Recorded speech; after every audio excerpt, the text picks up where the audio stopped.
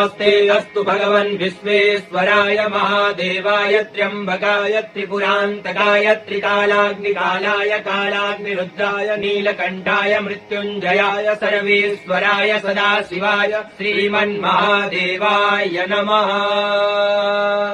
ॐ नमस्ते अस्तु भगवन् विश्वेश्वराय महादेवाय त्र्यम्बकाय त्रिपुरान्तकाय त्रिकालाग्निकालाय कालाग्निरुद्राय नीलकण्ठाय मृत्युञ्जयाय सर्वेश्वराय सदाशिवाय श्रीमन्महादेवाय नमः।